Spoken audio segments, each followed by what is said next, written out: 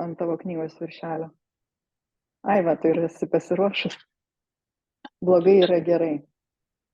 Ja. Tai aš prisipažinsiu, mane būtent tas pavadinimas ir patraukė, prikaustė mano dėmesį, nes kurį laiką aš ir pati jau pastebiu tą dualumą visame kame. Ir kiek yra neišgyvento džiaugsmo arba neišgyventos laimės dalykuose, kurie atrodo mums blogi, nepalankus, netgi kartais tragiški ir atvirkščiai. Kiek laimėje yra kartais skausmo. Kad viskas eina tokiu, kaip sumuštiniu perteptu. Ir viskas yra viename. Tik tai kartais mes nepastebim to arba nenorim pastebėti, negebam matyti platesnio konteksto ir sunku būna kartais tomis akimirkomis, kai mes išgyvename nelaimę, ypatingai skausmą, mums yra sunku patikėti, kad tai kažkada gali būti labai tapti tvirtų pagrindų mūsų laimei. Tai gerai yra blogai, blogai yra gerai, tavo pavadinimas knygos blogai yra gerai. Ir jisai man skamba, galbūt dėl to, kad aš tave pažįstu, tai su tokia truputėlį švelnia ironija, labai dideliu paslankumu, priėmimu viso to, kas vyksta mūsų gyvenime, su savotišku atlaidumu netgi, išmintimi ir labai labai didžiulę optimizmo dozę. Nes aš tave kiek pažįstu, tai tu mane žavi kaip asmenybė, kuri nenustoja būti, tikėti geru. Tai vat, jeigu reiktų dėti lygybės ženklą su kažkokiu apibūdinimu tavęs kaip moters, kaip mano pažįstamas moters, Aurimos Dilienės, tai aš tave pavadinčiau visiškai optimistė. Tai gal gali dabar tu pati šiek tiek papasakoti apie tą knygą, kurią pavadinai blogai yra gerai. Tai pradėsiu nuo galo, kur tu pasakei apie mane. Tai čia visai neseniai aš taip garsiai pareiškiau pasauliui ir savo, nu taip juokinga, bet kad aš neturiu melancholijos geno. Nes, nu, visgi mes turim skirtingus temperamentus ir, nu, ir esam, taip grubiai tariant, vieni lėtesni, kiti greitesni. Ir tie lėtesni turi tos melancholijos ir flegmatizmo, o kiti ten turi tos choleriškumo, ar ne, ir tos sangviniškumo.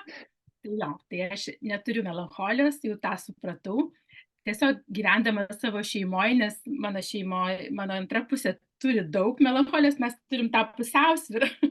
Ir aišku, man šiek tiek sudėtinga tapo po to, kai aš supratau, kad visi mūsų vaikai turi melancholijos geną, o aš viena neturiu. Ir tada taip išeina, kad aš viena kitokia. Tai va tas labai, nu, tai ką tu apie mane pasakyti, taip, tai yra tiesa, aš tokia, nu, visai nepataisoma optimistė.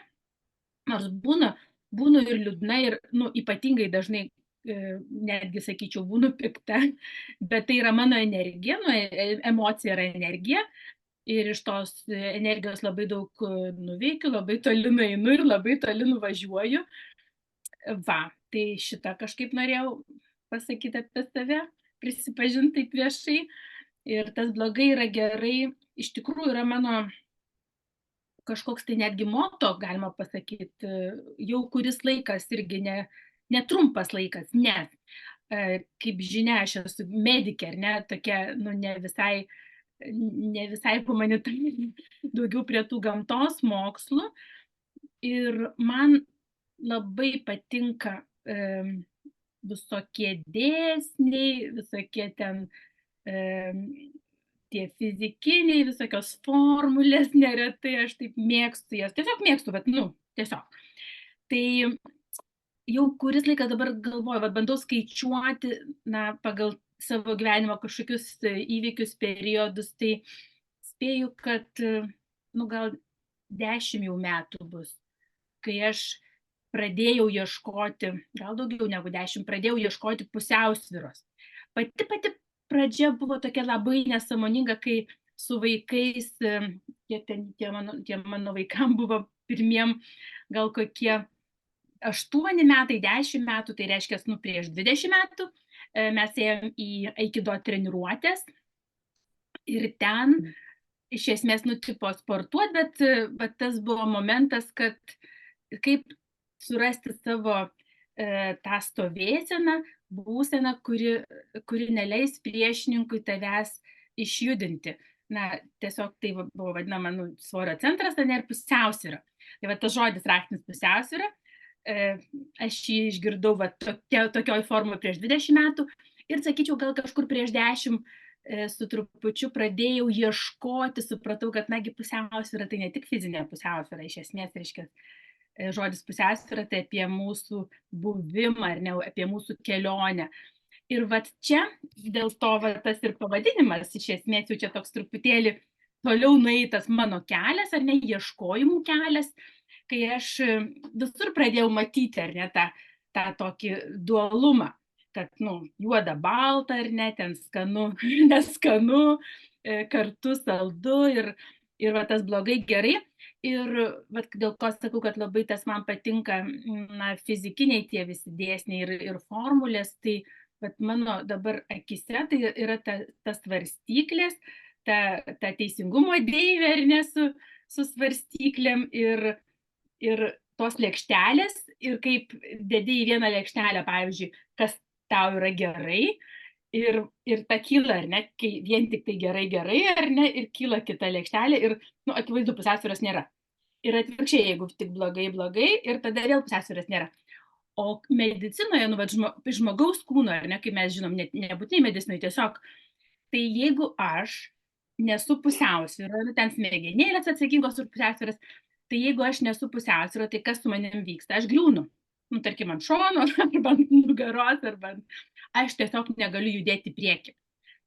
Tai mano idėja ir buvo tokia man pačiai, pusiausvyros ieškojimas gyvenime, kad galėčiau judėti į priekį, kad nenugriūčiau ant šono. Tai ir vėl tada kyla tos lėkštelės, ar ne, ir tai, kas man yra gerai, ir tai, kas man yra blogai. Aš mėgstu pasakyti patinka, nepatinka, ir tada aš pradėjau pliusuoti.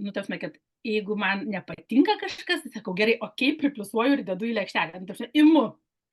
Tam, kad rasti tą pusiausvyrą, tai aš neatmetinėju tų dalykų, kurie man nepatinka, sakau, gerai, tegu jie būna. Ir tada aš labai pastebėjau, kad pradėjau eiti į priekį. Taip, normaliai, negriūnu iš šono. Tai sustosiu, nes jau įsijaučiu. Tu šiek tiek dabar patvirtinai mano irgi tokį šviežią atradimą, kad lygiai taip pat kaip išvargina nesėkmės arba nelaimė, tai laimė irgi vargina. Taip. Ir aš tą pastebėjau, nes būti laiminga nuo ryto iki vakaro non-stop, kai atrodo visą laiką esi prisipildęs džiaugsmo, adrenalino tiek priplūsta, jisai išvargina, kūnas ieško ramybės. Ir iš tiesų tas tavo pastebėjimas prieš 20 metų, tai labai vertingas. Pusiausvyros reikia visame kame. Ir siekiamybė apskritai būti laimingu non-stop, 24 valandas per parą, visus metus iš eilės, jinai man neatrodo reali, todėl kad laimė gali tiek išvarginti, kad vieną minutę mes galim pasijusti labai nelaimingi, labai prislėgti, net ligoti. Ką tu manai apie tai?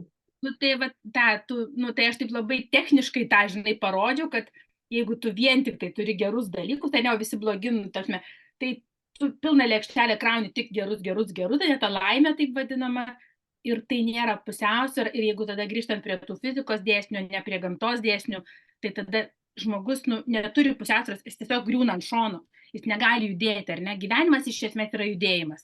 Tai reiškia, ką aš darau, tada aš kaip sakai, galima pavadinti taip, išvarginti, susirgti, ar ne, bet tai, toks paprastas, sakau, raktinis žodis, aš nesu pusiausvyra, aš negaliu eiti.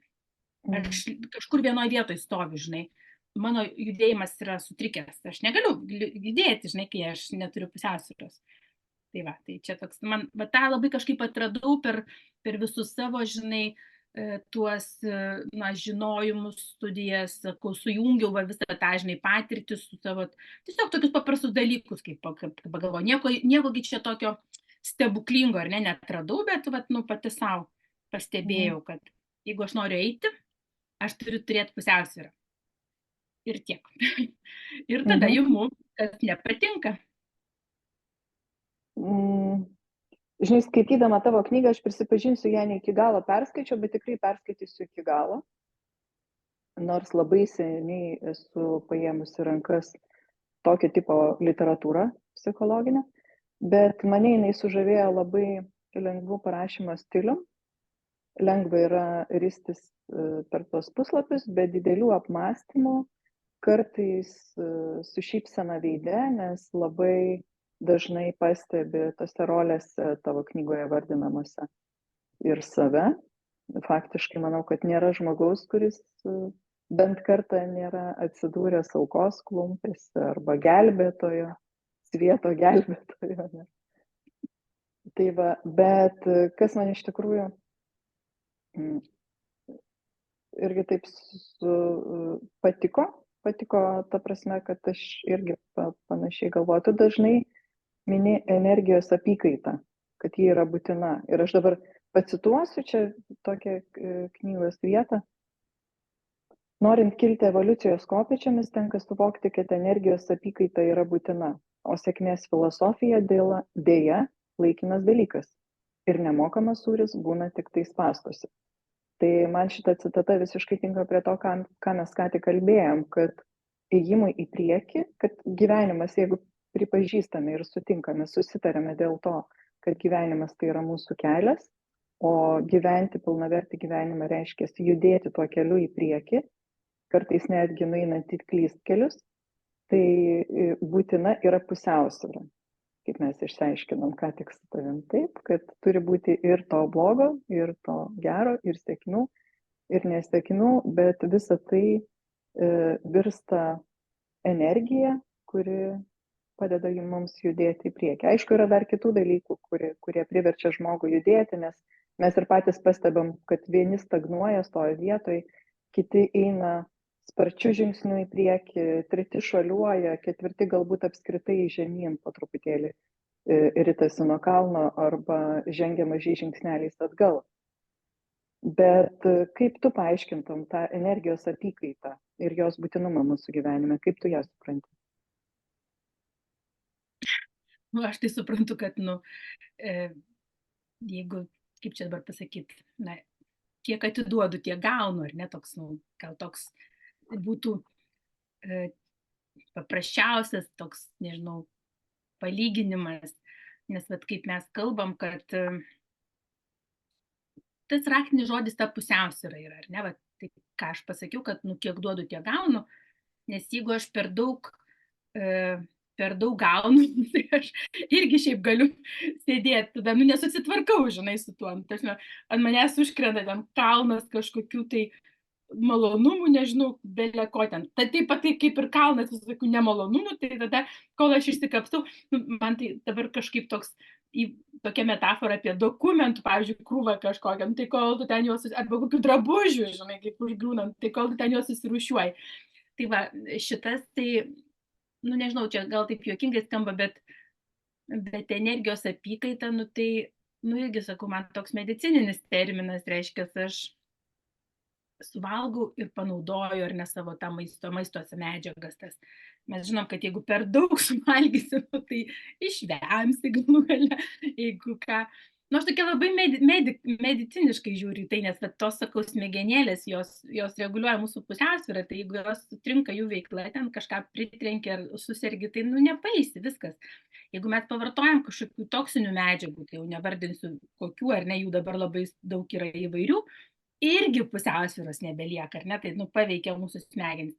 Tai va, bet dabar grįžtant prie tos energijos, tai ką aš dar pastebėjau tokio truputį, tokio, kaip čia pavadinti, nežinau, ezoteriško, gal negalima sakyti, bet tokio mažiau gal moksliško, bet dabar netgi drįsčiau sakyti, kad mokslas apie tai kalba, nes aš tokia mokslo mėgėja ir mokslo populiarintoja. Tai mes turim kiekvienas vėlgi, kaip ir temperamentus, nesakiau, įgimtus. Temperamentai įgimti todėl, kad mūsų nervų sistema, centrinė nervų sistema, tai yra smegenys, reiškia, gimstam su kažkokiom savybėm tam tikrom. Ir paskui jas galim šiek tiek, nu, ta prasme, ten glūdinti, tobulinti, arba, nežinau, netobulinti, tiesiog kažką su jom daryti, bet negalim jų pakeisti. Tai dabar su ta energija irgi iš esmės, reiškia, tas labai susiję viskas, čia būtų labai sudėtinga pasakot, gal aš visko iki galo ir nežinau, bet mūsų sugebėjimai, ar ne, tą energiją panaudoti yra skirtingi. Tai čia, nežinau, ar aš į temą šneku, bet pastebėjau, kad gaudami kažkokius dalykus mes galim prarasti tą pusiausvyrą, nes neturim, nu, kaip kokie vamzdžiai, žinai, neturim tam reikalingos diametro, ar ne, ir nepraeina pro mus tiek. Mes, vieni daugiau, kaip ir tu labai gražiai pasakei, kad vieni ten šliaužia, kiti ten žingsniuoja, treti rieda nuo kalno. Mano iš vis apie gyvenimą įvaizdis yra lipimas į kalną. Aš nežinau, kodėl, čia mano, gal kitų ne. Bet aš tai lipu į kalną, aš labai nemėgau kalnų kažkurio momentu. Nes buvo, Dieve, kaip sunku, čia reikia vaikščioti, laipioti. Ir tas su amžium pasikeitė, aš priėmiau tuos kalnus, taip kaip priėmiau dabar visus tuos dalykus, kurie man nepatinka, ir aš matau, kad tame labai vertė yra. Ir aš pamėgau tuos kalnus, ir aš važiuoju į kalnus, ir žiūriu, ir laipioju, ir aš galvoju, kad gal aš ir tą gyvenimą taip pamėgau, tokia forma, kad visą laiką po truputį lipi. Ir jeigu sustoji, tiesiog pradedi riedėti atgal po kurio laiko. Nes ilgai stovėti vienoje vietoje negali. Tiesiog reikia vis tiek eiti į viršų, taip lipti. Tai supoilsio pertraukėlė mane. Nusikalbėjau biškį. Ne, visai nenusikalbėjai.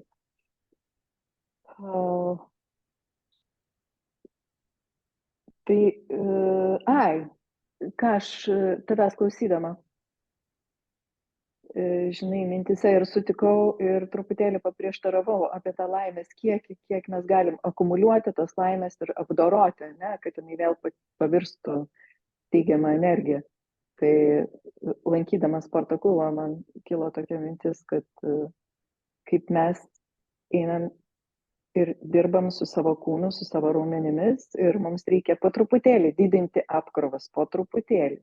Nes kas atsitiks, jeigu mes paimsim ir iš karto rausim nuo žemės 100 kilogramų, tai patrūksim. Tai greičiausiai mus ištriks kažkokie trauminiai patyrimai, lengvesni ar sunkesni. Tai panašiai ir su ta laimė, kuri irgi pas mus ateina tam tikros energijos pavidalu, fizinės, apčiuopiamos arba neapčiuopiamos, emocinės. Tai mums irgi reikia po truputėlį, turbūt, čia yra toks tolygus tas procesas, turėtų būti laiminguoju atveju, kad po truputį, žodžiu, pratintis kaip prie skausmo, nelaimės, dozių, nesėkmių, tai lygiai taip pat ir prie laimės. Kad iš karto, čia žinai, kaip, pavyzdžiui, žmogus gavęs milijoną ir visiškai neturintis absoliučiai jokių įgūdžių tvarkytis pinigų. Tai ką jisai padarys su to milijono? Ar tas milijonas padarys jį laimingu? Greičiausiai ne.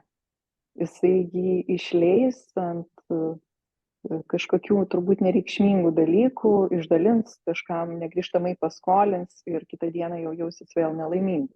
Tačiau jeigu jisai po truputėlį turėtų ugdomus tuos įgūdžius, kaip elgtis su pinigais, tai galbūt ir tas milijonas vieną dieną jį tikrai galėtų padaryti laimingu. Maža to, tas milijonas gali padaryti laimingu ne tik jį, bet ir dar aplinkinius šalia esančius žmonės, nes su tuo milijonu jisai galės jau sugeneruoti dar daugiau energijos ir mokės pasidalinti ją su kitais.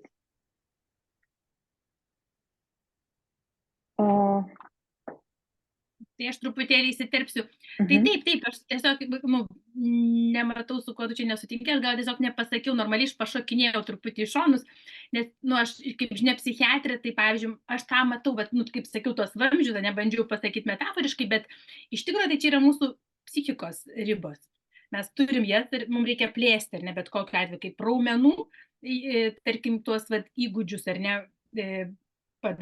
apkrovimą priimti ir netlikti ir nepatrūkti.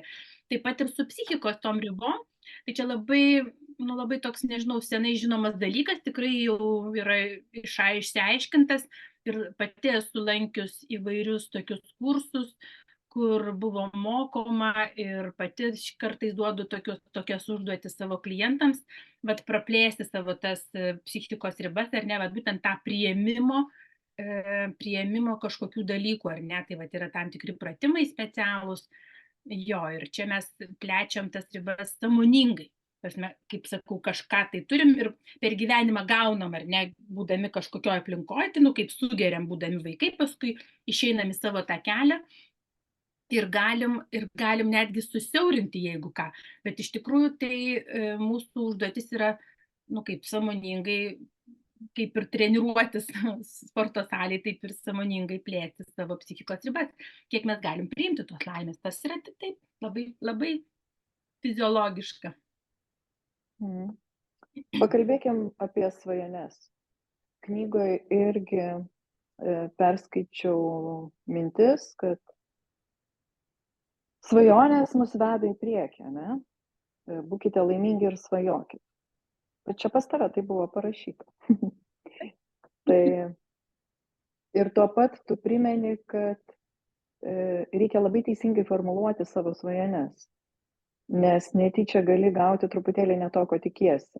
Ir tu netgi pateiki tenais tokių įdomių, gana linksmų pavyzdžių, ne, kad vyras galbūt svajojo apie nuostabiausią pasaulyje moterį, tačiau pamiršo paprašyti, kad ta moteris taptų jo žmona. Ir vėliau teko jam stipriai kankintis, todėl kad tą nuostabiausią jis sutiko, bet niekada negalėjo su ja tapti pora. Tai iš savo praktikos aš paskui kažkaip skaitydama susimaščiau, kad žinai, su tom formuluotėm iš tikrųjų yra sunku, nežiūrint to, kad aš daug metų dirbau komunikacijos srityje ir atrodytų jau čia yra mano kasdienė praktika mokėti formuluoti mintis, žinutes, tuo pačiu ir norus. Bet velniškai sunku yra tą padaryti tiksliai, nes kartais mes už duotybę arba už savaime suprantamus dalykus priemam daug dalykų ir pamirštam įsiūti į formuluotę tų svajonių formuluotę. Tai dėl to aš svajoju keliais būdais. Aš arba neformuluoju apskritai svajonės, aš stengiuosi visų kūnų išgyventi tam tikrą jausmą, kurio aš norėčiau, kaip svajonės toks išraiška, jau ta galutinė stotelė. Reiškia, aš tomis jausmą stengiuosi išgyventi, kurio aš trokštu, kai ta svajonė išsipildys. Arba aš apskritai svajoju paveikslėlį. Pamačiau kažkokį paveikslėlį, va šito konkrečiai aš noriu, va tai, kas yra paveikslėlį. Ir didžiausia mano nuostaba, nežinau, tikėsi ar ne, bet tie paveikslėliai pildosi absoliučiai. Kartais net iki tokių smulkmeniškų detalių, kad sunku tam patikėti.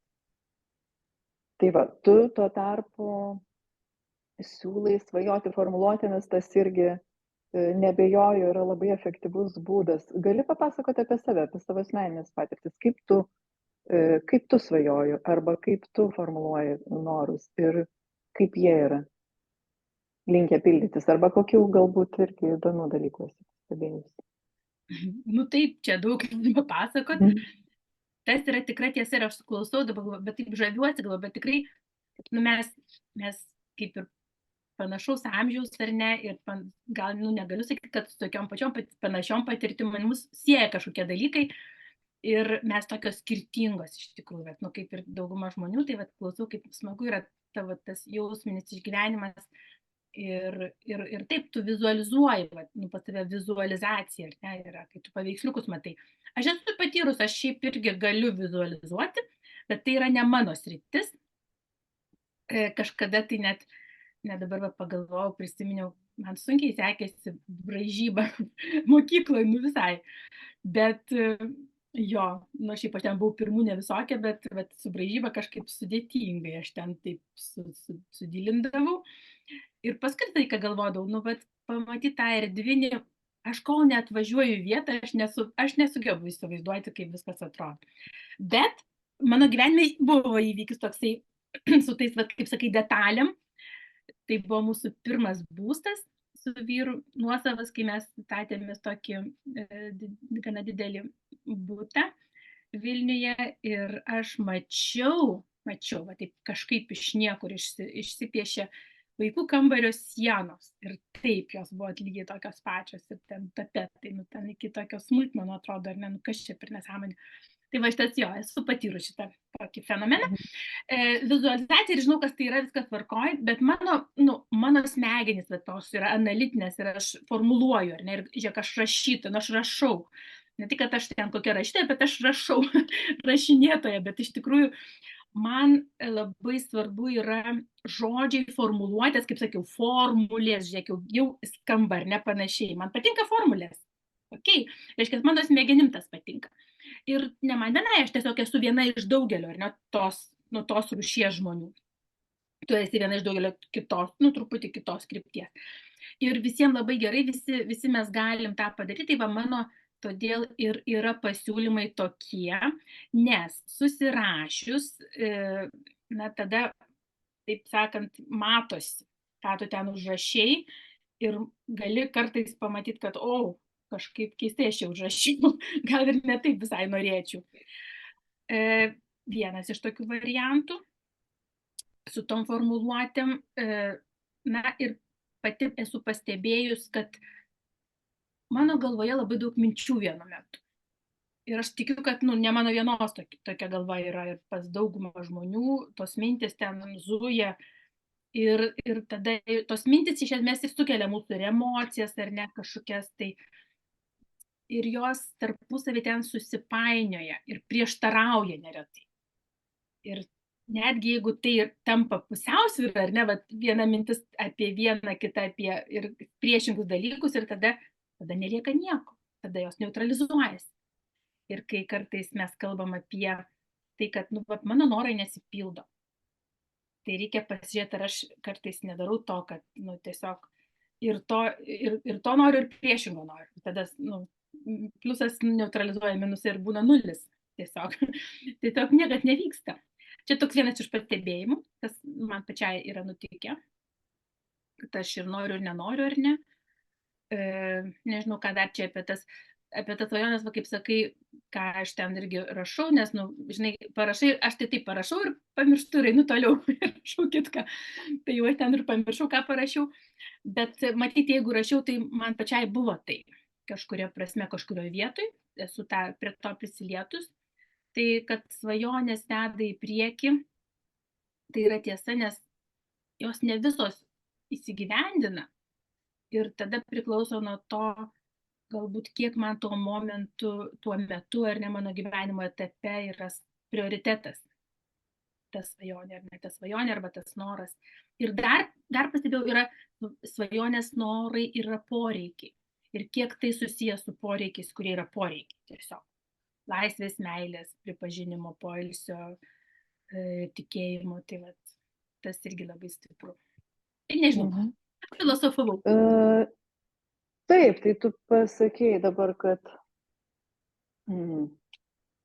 apie tos atvejus, kai norai nesipildo, kad mes kartais patys neutralizuojame, kaip minėjai, ir noriu, ir nenoriu vienu metu, ir nežinia, ko vis dėlto aš noriu, ar labiau, kad tai vyktų, ar labiau, kad tai nevyktų, ir faktas, kad tada yra tam netgi visiškai logiški turbūt paaiškinimai, tada aš net galbūt nesąmoningai nededu pakankamai pastangų, kad tai išsipildytų.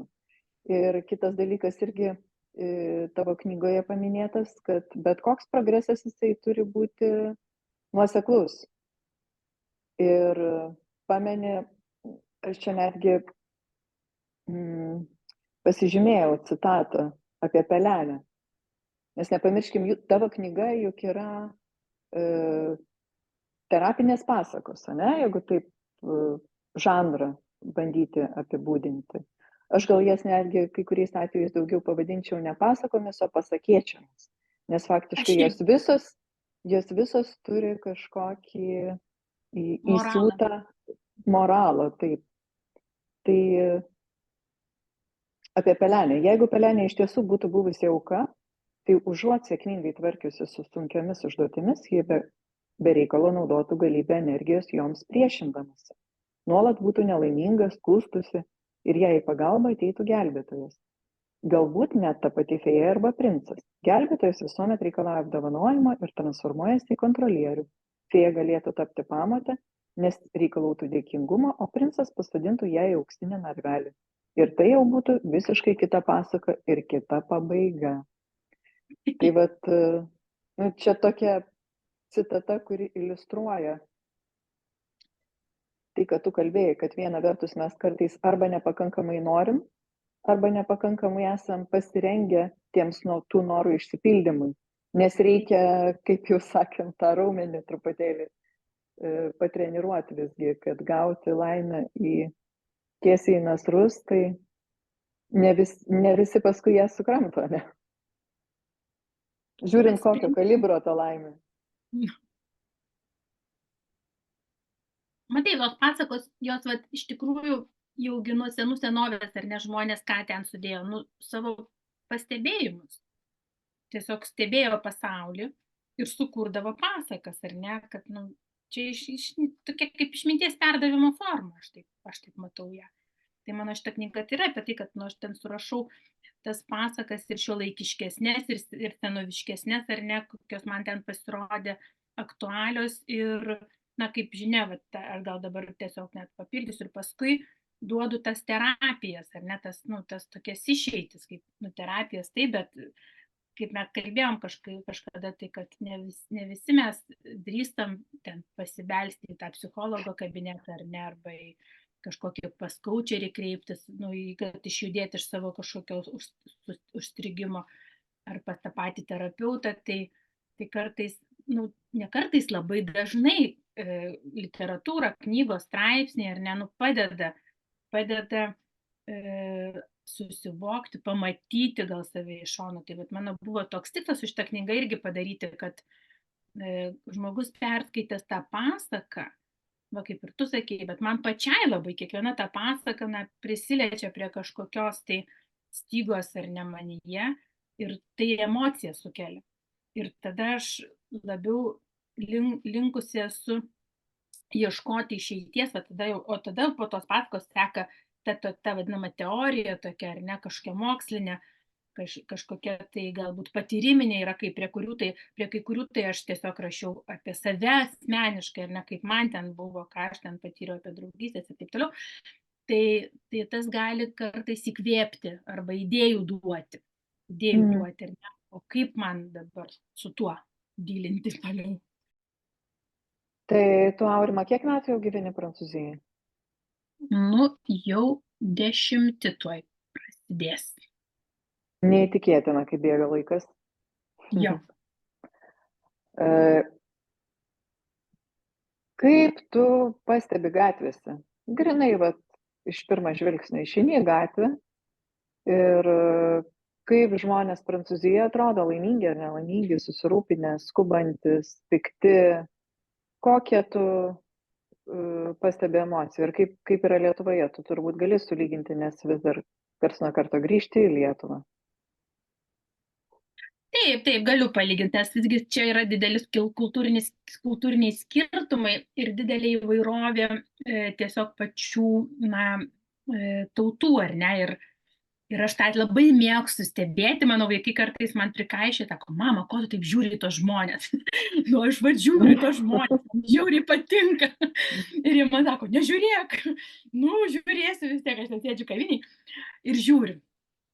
Tai taip, matau skirtumus visų pirma, labai skiriasi beje ir pačioje šalyje, ar ne, nes aš šiaip labai daug apkeliavus Prancūzijos ir jeigu tai yra didelis miestas, ar ne, tai yra visgi daugiau skubančių žmonių, ką aš lyginu, ar ne, su savimi, nes aš esu Lietuvos kultūros produktas, tai man būdinga buvo skubėti ir kad viskas būtų vakar ir, na, tiesiog, kaip čia dar, nunerimaut ar ne, dar ten kažkaip tai pabijot kur nors. Ir čia aš gaunu vat tą atsvarą, kas man labai padėjo per tuos 9 metus. Jau aš manau, kad aš netapau prancūzė ir netapsiu, nes man ir sako, tu netapsi prancūzė, nes tu neralini, o ralė tai yra neburbi. Nu, tapsme, nesiskundi. Labai įdomu, ar ne, bet tarsi žmonės, nu, kitokie, bet jie turi tą pobūdį tokį, visą laiką burbėti ten kažką, tai tas negerai, tas negerai. Ir aš iš Lietuvos esu, bet aš sakiau, man neturi to melancholijos genų, dar kažkokių genų neturiu matyti. Bet man sakė, tu nebūsi prancūzė, sakau, gerai, nu, man ir nereikia. Bet mano vyras, jisai mėgsta, nu, paburbėti, tai sako, jo bendradarbė sako, tu tik kaip prancūzas. Jiegi žino, kad jis ne prancūzas, ne? Va, tai čia vienas toks labai įdomus pastebėjimas, kad prancūzai burba ten nepatenkinti, nu, streikuoja ar ne, pavyzdžiui, man patinka, kad jis streikuoja, man visai smagu žiūrėti, aš tas demonstracijas žiūriu su sužavėjimu ar ne, su ta, kad, nu, va, žmonės eina, bet tada, va, sakau, ta pusiausvyrą tokia, kad labai labai ryški yra ta pusė, kaip žmonės mėgaujasi gyvenimu. Čia jau visą Prancūziją liečia. Ir čia susijęs su maistu, nes, nu, šalis tokia jau visam pasauliu pagarsėjus, ne maisto kultas. Ne tik Italija, bet Prancūzija tai tikrai. Tai reiškia, kad reikia valgyti 2 valandas per pietus ar ne, o vakarienė tai geriausia kokios 3-4, jeigu nedaugiau. Tai ir yra, na, tas ragavimas ar ne gyvenimo ir tas visada labai man ryšku, ypač ne Paryžių, labai mėgstu Paryžių, bet Paryžius yra va, tas socialinis greitis, tas socialinis triukšmas, o visa kita Prancūzija yra Provansas arba provincija, tai yra, kur žmonės, nu, neskuba, nu, ta prasme, ko tu ten, nu tai ką, nu, nesuspėsi, tai nereikia.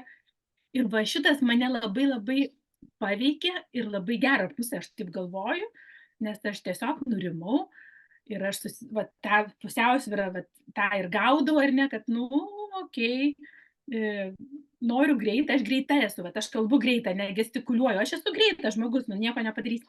Bet man šita aplinka padėjo susilėtinti, kiek tas įmanoma man.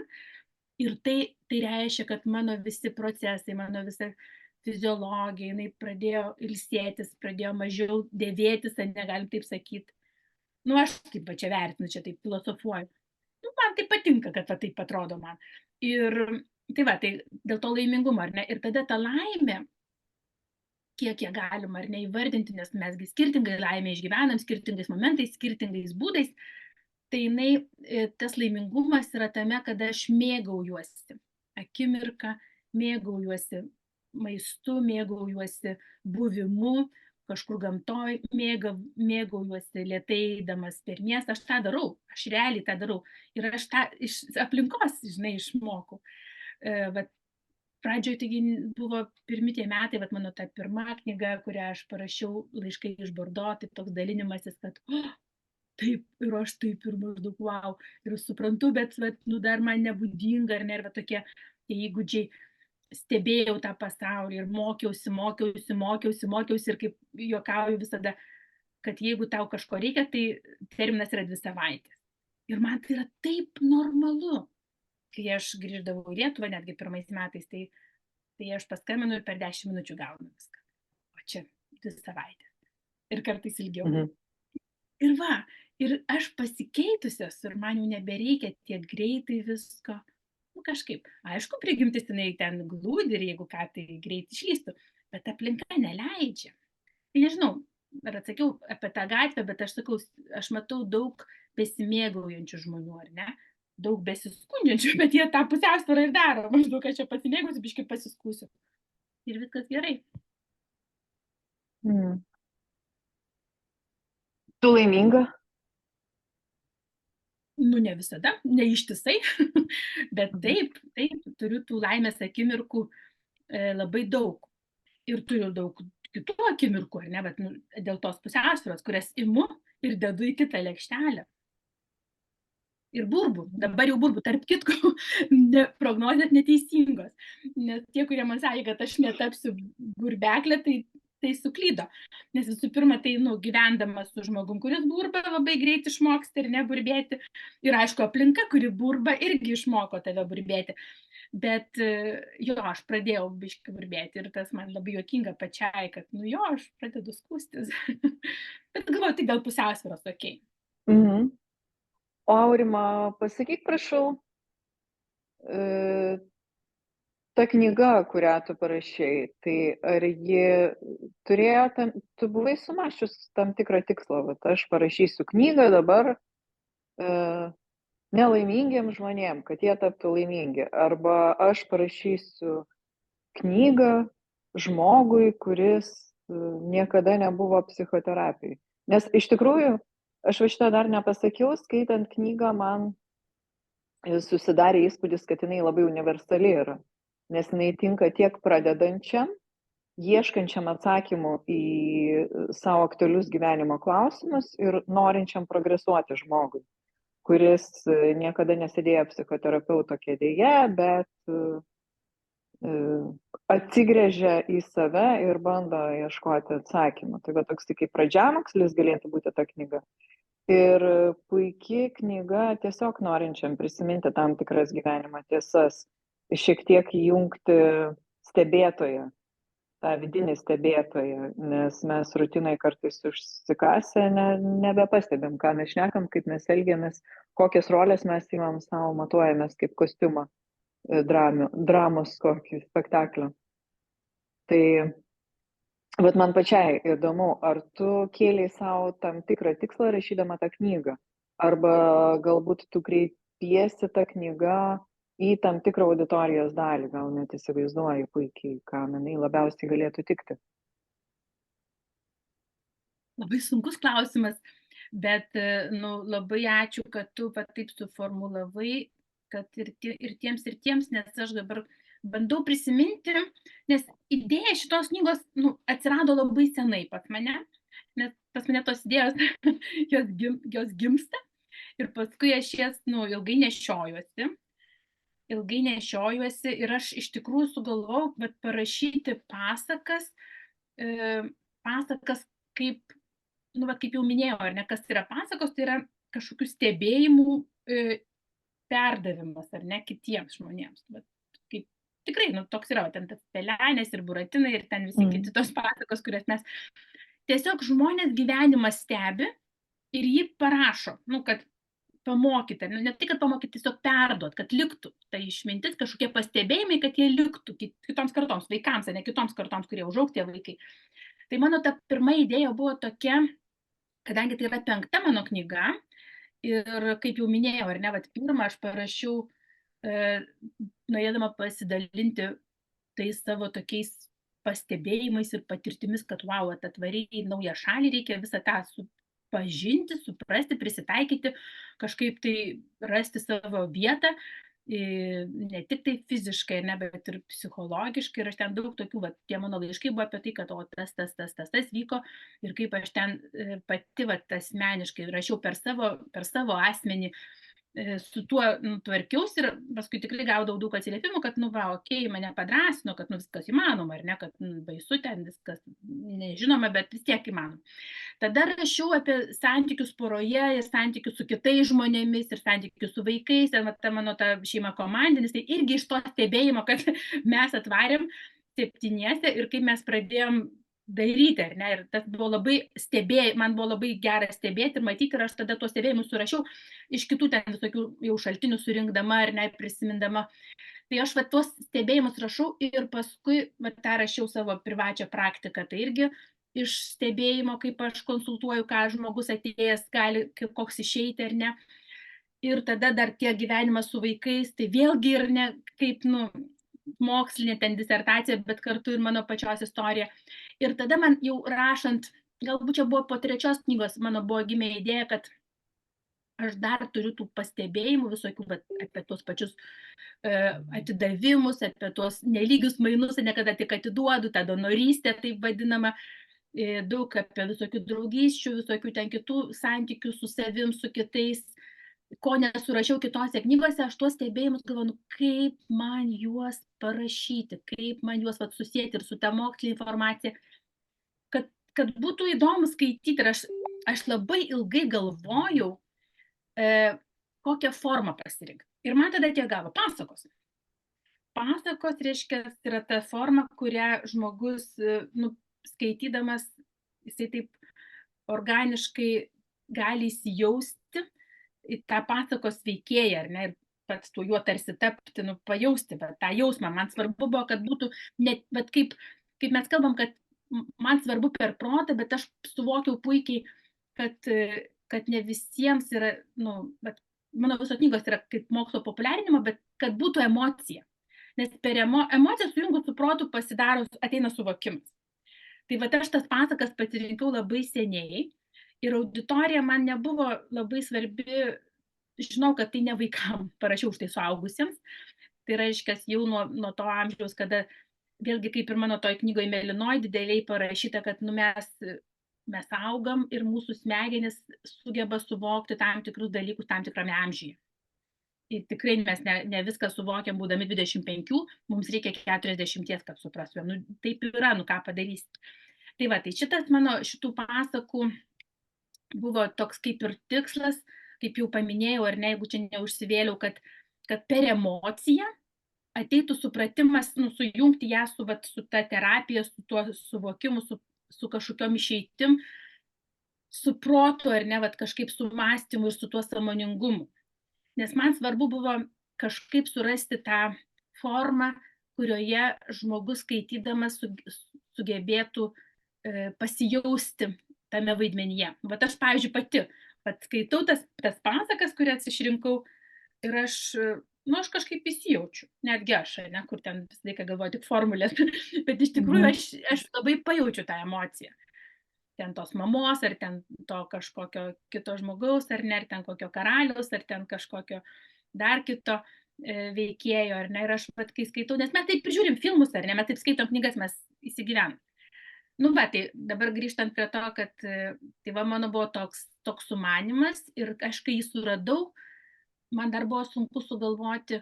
Aš dar galvau kitaip, aš galvoju, reikia čia sukurti tokias stebuklinės pasakas, bet aš labai tokia prasta kūrėja, aš gera stebėtoja. Tai ir aš atsisakiau tos idėjos, galvoju, ką aš dabar save, prievartausiu, taip negražiai pasakysiu, ar ne, kad tikrai bandžiau sukurti stebuklinės pasakas, man nepavyko. Tada aš suradau tas pasakas, suradau iš liaudies, kaip sakant, surinkau aš jas. Ir tada prie jų pritaikiau būtent terapijas, o ten jau visko tose terapijose ir mokslinių dalykų, ir mano pačios patirčių, ten jau visko. Ir tokiu būdu aš sujungiu. Bet aš tokia dėliotoja, stebėtoja, dėliotoja, ar ne, ir pritaikytoja. Taip, mano tokia forma kūrybos. Tai gaunasi, kad tu su ta knyga tokia kuri savotišką savo metodiką, ne? Nes jinai ne tik tai mokslo populiarinimo knyga, kaip ankstesnės tavo kai kurios, bet jinai ir turinti terapinį tam tikrą elementą. Aišku, čia priklauso nuo to, kiek pats žmogus yra tam pasirengęs ir kiek jisai to nori. Tikrai taip. Šita knyga būtent jau dabar skirta, aš supratau, iš tikrųjų, kad tu labai gražiai pasakei, aš supratau, kad kai kurie žmonės dar nepasiruošę ateiti į konsultaciją. O sakyk, prašau, dėl tų konsultacijų, dėl tų terapijų paskaitų. Aš žinau, kad tu pati man minėjai, kad dabar ciklas bus tavo tam tikras paskaitų ir ten jau, kaip suprantu, tu labai aiškiai kreipiesi į auditoriją žmonių, kurie jaučia tam tikrą diskomfortą ar savo darbe, ar santykių plotmėj, ne? Ir tu drąsiai, netgi gana drąsiai, sakyčiau, tai siūlai kaip receptą. Tai va, čia labai susijęs su šita knyga. Taip, atsiprašau, kad pertraukiau. Gali truputėlį papasakoti daugiau, ne? Nes jeigu knyga tai yra toksai terapinis, teorinis, toksai rinkinys, kuris galėtų ateiti kaip savipagalbos knyga savo ir gulėti lentynoje arba karts nuo karto pasklaidant. Tai kitas tuo tarpu produktas tavo siūlomas yra jau labai toksai konkretus, turbūt ten ir su laiku, ir su pažadais tam tikrais, ir aišku, formuojantis tam tikrus ir lūkesčius iš auditorijos. Tai šiek tiek pristatyk ir papasakoj, nes aš įsivaizduoju, kad tokių žmonių yra visai nemažai, kurie kažkuom bent jau tai turėtų būti nepatenkinti, ne? Jeigu ne darbė, tai namuose, jeigu ne namuose poroje, tai su vaikais. Tai aš esu tikra, kad mes visi kažkuo nepatenkinti, ar ne, kaip aš sakiau, netgi Prancūzijoje tą pastebėjau, kad jeigu man kažkur gerai, tai aš vis tiek kažkur paburbėsiu, ne, nu, tai iš principo aš nesiekiu padaryti kažkaip laimingai čia visus arba save, ar ne, besąlygiškai ten kažkaip, bet principas yra toks, nu, gal aš ir pavadinau receptais, nes mes turim receptus maisto gaminimo, taip, irgi naudojamės kažkieno patirtimis, ar ne, kad tas labai skaniai ir aš tada irgi pasidarysiu tą patį, tai man tas susiję. Kita pusė šito pavadinimo, tai yra, einam pas gydytoją, tai irgi, tarkim, man ten kažkas suskaudos, kažkas man ten neaišku, tai nueinu pas specialistą ir vis dėlto tikiuosi, recepto kažkokio, tai kad duos man tą receptą ir aš jau ten išeisiu ir žodžiu, susitvarkys. Tai dvi tokios intencijos iš mano to pavadinimo, kad 4 receptai, kai būsena, kurioje man nepatinka, vargina, ar ne, arba santykiai vargina.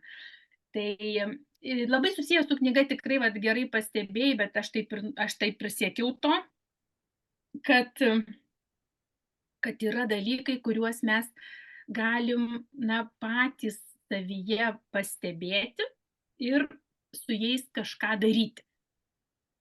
Bet tam, kad pastebėti, knygos mano intencija buvo, ar ne, kad kai aš skaitau kažkokią istoriją apie kažką tai, apie kitus, apie kitą kažkokį personažą, aš galiu save tenais pajausti ir tarsi diagnozuoti, ir man šitas, man čia kažkaip, nes kiek aš tą knygą savo esu davus skaityti nedaugeliu žmonių, bet visi jie skirtingas pasakas išsirinko, kurios jiems rezonuoja. Tai man tik patvirtino, kad liuks, reiškia, skirtingiems žmonėms yra, nes ne viena kokia, o ten visos kitos nereikalingos, bet visos kažkokios buvo kažkoks rezonansas su tuos, žinai, su kiekvienam žmogui. Tai dabar mano tie 4 seminarai, 4 receptai ir yra tam tikra prasme skirti. Pirmiausia, ten daug labai bus mano visų išmoktų dalykų, mano visų patikrintų dalykų. Tai, ką aš pati savo gyvenime naudoju, ką aš naudoju terapiniai praktikui ir matau, kad kitiems tas irgi veikia, arba neveikia. Bet tikrai sudėjau tas temas, ten dabar visų nevardinsiu, bet aš pasakysiu, į kokius klausimus atsakys, ar ne, visi 4. Pavyzdžiui, pirmas aš pradedu nuosekliai. Nors siūlau įsigyti nors vieną, ar ne, išsirinkti, nes nereikia gal visko žmogui. Bet nuosekliai einant, tai pirmas atsakysi klausimą kas. Tai tas kas, tai yra apie tai, kaip aš jau minėjau, kad aš galiu ir nežinoti, kas man nepatinka. Man tiesiog nepatinka, ar ne, kažkokio nepusiausvyroje esu. Tai tam, kad, nes ir einam pas gydytoją kartais sužinoto, kas man yra. Kad, pasakytų, kad kas man yra. Man neseniai irgi čia sudėjo nugaras, jau sakau, kas man yra. Tai sako, pasidaryk tyrimą ir sužinos. Tai šitas pirmas seminaras bus apie tai, kas man nepatinka, kad diagnozuoti, ar ne, kas man nesiseka, kas yra mano problema, kas trukdo man kokybiškai gyventi, arba kas griauna mano santykius. Nes aš kaip ir nesuprantu, kas. Liktai, aš ne pats, nenoriu pasakyti, kad aš dabar besiu visiems ir sakysiu, čia tu pats. Čia ne apie tai. Aš duosiu tas temas, sudėliosiu taip, kad paskatintų tiesiog pasijausti kažkurioje vietoje ir susidiagnozuoti, ar ne, tai bus pirmas toks seminaras į klausimą kas, susirasti tą vietą, nes kartais labai gerai tą supranti ir tada jau viskas kito net nereikia, tada tiesiog arba išmeti, arba eini toliau ieškoti. Dabar antras bus tas toliau ieškoti, tai klausimas kodėl. Tai iškas, jau žinau kas, dabar man kodėl taip, bet kodėl, gerai. Tai pavyzdžiui, kodėl man taip nutiko. Arba kodėl aš esu ten, kur esu, arba kodėl aš nesijaučiu mylimas, arba kodėl aš nesijaučiu saugus, arba, taip jau, kodėl aš priimu neteisingus sprendimus. Netgi toksai, kodėl aš dažnai sergu, pavyzdžiui, ką aš ten išsirginėju, ar ne? Tai tas kodėl. Tai antras irgi bus ten tam tikros temos ir aš taip sudėliojau, kad jos padės atsakyti tą klausimą, kodėl. trečias, jeigu galbūt tam man žmogui ir užteks viskas. Kodėl man aišku dabar tą pašalinu ir gyvenu laimingai. Nu, bent jau pusiausvyrą. Tada trečias bus, nu vis dėlto, ką daryti. Jeigu nežinau, ką daryti ar ne, jau dabar sužinau, kas, žinau, kodėl ir dabar reikia man, tai gerai, pasakykit, ką man daryti. Ir tas pasakykit, ką man daryti, bus apie tai, kad, na, kaip ir pats išsirinksiu, ką man daryti. Nes mano idėja yra pasiūlyti variantus, parodyti, ar ne, kaip galima daryti, kas kaip daro ir kaip tai veikia. Tai irgi bus temas. Ir ką daryti, pavyzdžiui, kad jausčiau tą vidinę ramybę, labai daug kas to nori. Ką daryti, kad būčiau geresnės sveikatos, ar ne, ką daryti, kad santykiai būtų darnus, ką daryti, kad nebijočiau ateities, pavyzdžiui, ką daryti, kad jausčiausi svarbus, reikalingas, poreikių patenkinimas, ar ne. Ką daryti galų gale, kai atrodo, kad žemė iš po kojų slysta. Įvairūs tie klausimai, ką daryti. Ir jie tokie irgi paėmiau tų temų daugiau, kad apimtų skirtingas sritis. Todėl seminarai yra seminarai, kad nebus, kad tik tai apie vieną kažkokį, nes žmonių tai daug, skirtingų žmonių. Tai vienam tai tą daryti, kitam gal kitą daryti, ir kiekvienas galės išsirinkti ar ne savo meniu, kągi man daryti. Ir toliau, paskutinis, jau ketvirtas, tai būtų galų gale kaip. Netgi, mes vėlgi užstringam, lyg tai ir žinau, ką daryti, bet nebežinau kaip daryti, arba kaip nueiti iki to darimo. Tai čia būtų irgi, kaip efektyviai bendrauti, kaip spręsti konfliktus, kaip atleisti, kaip nejausti kaltės, kaip pakeisti ribojančius įsitikinimus, kaip pasirūpinti savim, žodžiu, kaip atrasti savo pašaukimą. Daug visokių tokių idėjų, kurias aš jau irgi surankiau, sudėjau į temas ir pateiksiu. Kiekvienam iš šitų seminarų 4 bus tie įrankiai tokie įrankiai, kur galiu pats naudoti ir aš išsirenku, ką naudoti. Principas yra kaip su vaistais, pavyzdžiui, su receptais, arba kaip su maisto receptais, nes aš galiu turėti receptą, bet nieko nepagaminti. Aš galiu turėti receptą, nueiti vaistinę, pasiimti vaistų, bet jų nevartoti, ar ne? Tai čia viskas tas pats. Aš galiu turėti tos receptus, bet aš galiu nieko nedaryti. Nes iš tų visų 4 galima bus išsirinkti ir vis tiek bus, tam reikės darimo. Bet bent jau galima ateiti ir išsirinkti. Tai žadi tokį praktišką, efektyvų rinkinį profesionalių patarimų tam, kad diagnozuoti, kurią vietą skauda. Taip. Tam, kad suvokti, ką daryti, kad neskaudėtų, ir netgi pagalba, kaip tą atlikti, kaip tą daryti, ne? Kad nestovėti vietoj, nes tas žinojimas kartais irgi vien tai, kad žinau, dar rezultatų negali tikėtis. O man dar įdomu tavęs paklausti, ar tai yra efektyvu dirbti grupėje žmonių, kaip tai apskritai vyksta? Ar galbūt žmogus tavo to asmeninio dėmesio žymiai mažiau gauna, arba jo iš vis negauna? O gal kaip tik savotiškas įsipareigojimas, tai yra, kad aš nusipirku tą paskaitų ciklą, tai aš, reiškia, įsipareigoju jį išklausyti, tai irgi padeda žmogui spręsti savo problemas. Tas įsipareigojimas, nes, pavyzdžiui, nusipirkti porą gerų knygų, tai dar, aišku, gera pradžia, bet tikėtis, kad jos padės, tai reikia dar nemažai žingsnių praeiti. Ir kartais vienam savarankiškai tuos žingsnius eiti yra pakankamai sudėtinga. Reikalinga disciplina, reikalinga valia, ne visada jos turime tiek, kiek reikia. Tada atsiranda visokie pasteisinimai, neturėjau laiko, dabar mane tas galvoja, dabar yra kiti poreikiai, kuriuos turiu patenkinti, o paskui tik tai savo kūno dvasios sveikatą rūpintis, ne? Tai kaip iš tikrųjų, ir gal tavo yra kažkokių pastebėjimų, kaip žmonės linkę dirbti su savim labiau, kai jie nusiperka ciklą ir yra įsipareigoję išklausyti tas paskaitas ir galbūt netgi turi įsipareigojimus taikyti tam tikrus tavo siūlomus metodus ir įrankius. Taip, žinok, aš esu pastebėjus, čia ir yra, mes esam, kaip jau minėjau, skirtingi, ar ne? Tai yra kategorija žmonių, kurie, kaip sakiau, galbūt pradeda nuo knygos arba pradeda nuo seminaro. Vėlgi, čia dar užbėgant už akių, kad vieniems iš mūsų yra lengviau klausytis, kitiems iš mūsų yra lengviau skaityti. Nu, vat, priėmimo forma, ne audialai, vizualai, vienas pirmas toks punktas. Tai čia mano yra toks suderinimas netgi, tai kad perkant seminarą, tu gauni knygą, ar ne? Tai reiškia, jeigu tu mėgsti labiau skaityti, tai skaityk. Netgi galbūt atsiras žmonių, kurie net ir nežino, kas jiems lengviau. Tai va, tas bus pasimėginimui, ar ne? Ar man lengviau girdėti, ar man lengviau skaityti.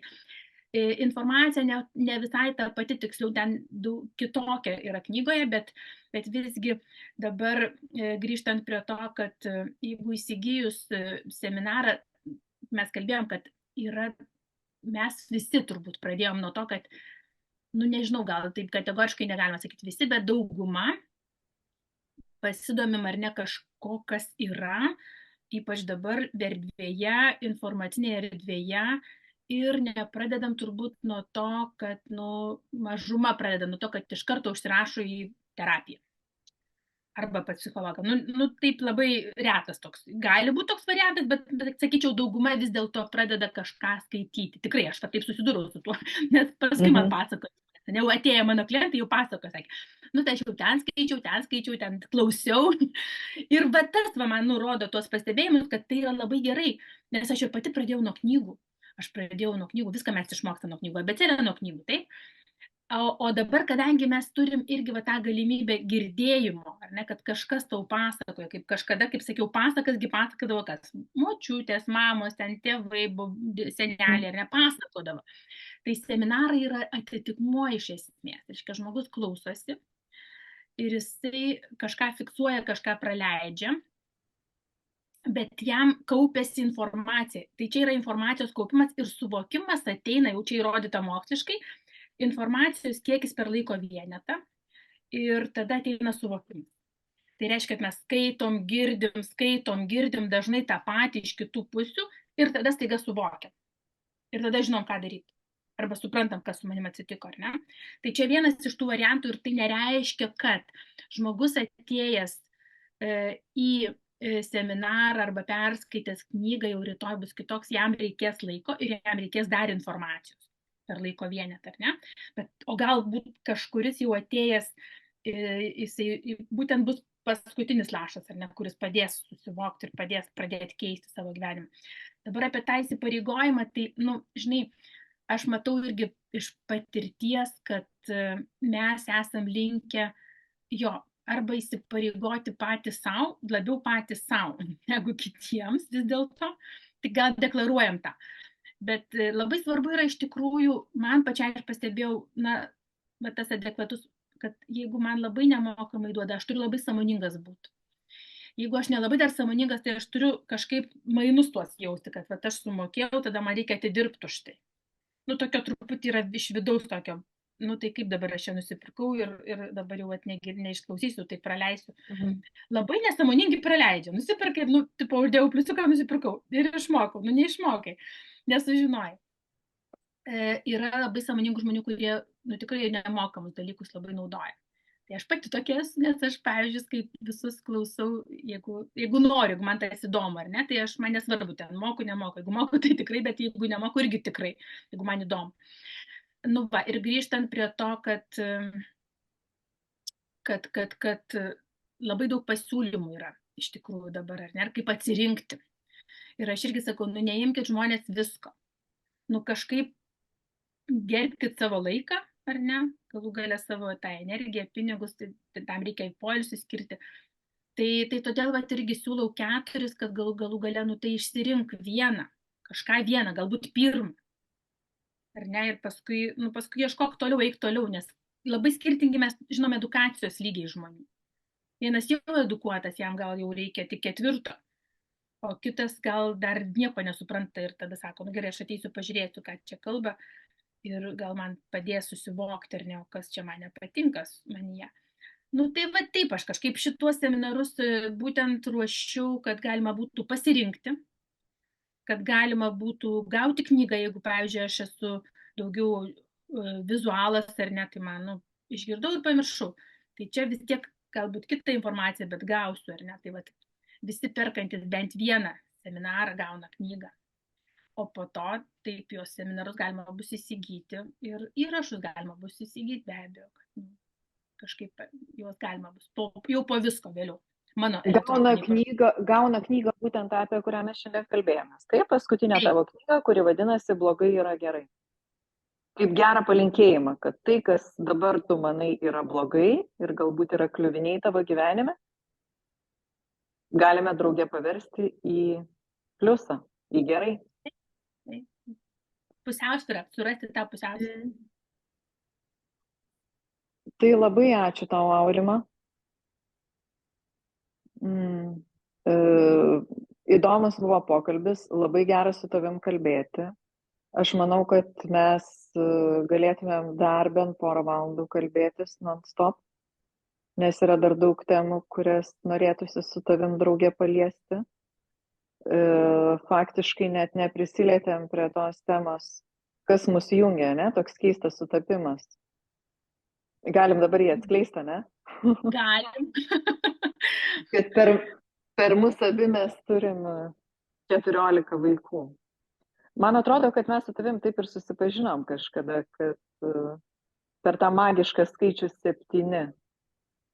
Nes aš sužinojau, kad tu esi 7 vaikų mama ir tu savo ruožtu sužinojai, kad aš esu 7 vaikų mama ir tai buvo tokia tarp 2 skirtingų moterų staiga atsiradusi kažkokia tai jungtis, kuri toliau mus išlaikė kažkur per atstumą, bet tam tikroji bendrystėje, aš taip matau.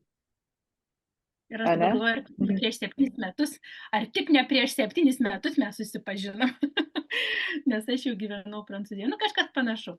Gali būt. Tai ačiū tau, aš labai noriu tikėti, kad tai dar yra ne paskutinis mūsų pokalbis, nes krūva liko reikalų dar neaptartų visokių.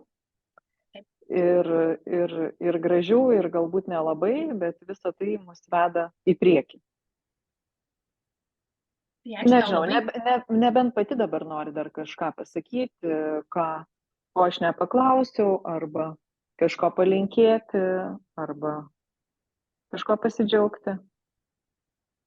Tai noriu pasidžiaugti, kad mes vėl susitikom, ar ne, kažkaip, kad tame net eteryje ir ne tik eteryje.